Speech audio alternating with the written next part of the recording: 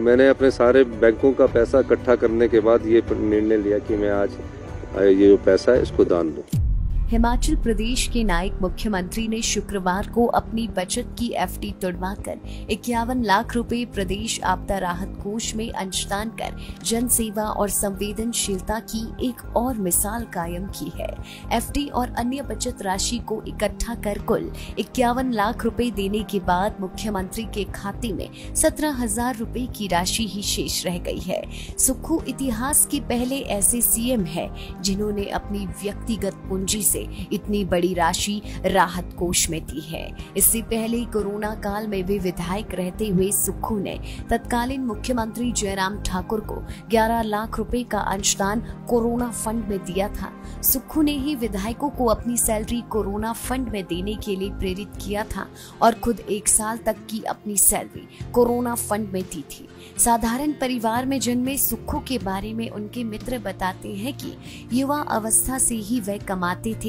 और जनसेवा के लिए निसंकोच अंशदान भी कर देते थे। मिली जानकारी के अनुसार हिमाचल में आपदा राहत के लिए पैसों की कमी से जूझ रही राज्य सरकार को केंद्र से भी उम्मीद के मुताबिक मदद नहीं मिल रही है, जबकि राज्य से सांसद भी हिमाचल को कोई राहत दिला सकने में अभी तक समर्थ नहीं हो सके हैं। हिमाचल को बरसात से हुई तबाही के बीच करीबन 16,000 रुपए करोड़ का घाटे का अनुमान है। राजनीति में सुचिता और राजनेताओं के जीवन में पारदर्शिता के सार्थक रहे मुख्यमंत्री सुक्खू ने विधायक रहते हुए अपनी संपत्ति की घोषणा कर सभी विधायकों, मंत्रियों और नेताओं को भी अपनी अपनी संपत्ति घोषित करने के लिए कहा था, ताकि जनता में राजनेताओं पर गिरते विश्वास को कायम किया जा सके। राज्य को तबाही से उबारने के लिए खुद ग्राउंड जीरो पर सक्रिय रहकर सीएम ने जहां सरकार को चुस्त दुरुस्त रखा, तो वहीं अपनी निजी बचत से राहत कोष में अंशदान कर नई मिसाल कायम की है। देखिए, ये जमा की गई मेरी अपनी व्यक्तिगत राशि है और जो मेरे अकाउंट्स में पैसे थे, जिसमें जब से ये आपदा राहत कोष आई है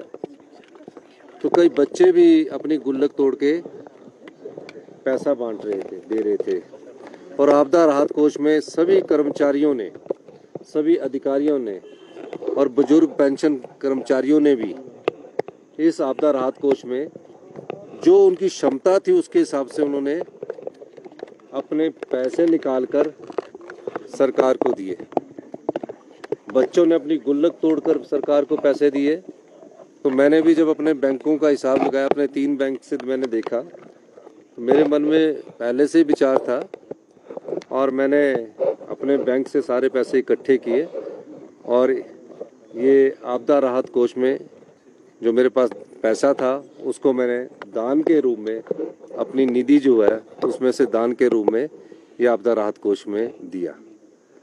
तो मेरे मन में भावना आई कि जब बच्चे दे रहे हैं तो मैं प्रदेश का मुख्यमंत्री हूँ, तो मैंने अपने सारे बैंकों का पैसा इकट्ठा करने के बाद ये निर्णय लिया कि मैं आज ये जो पैसा है इसको दान दूं।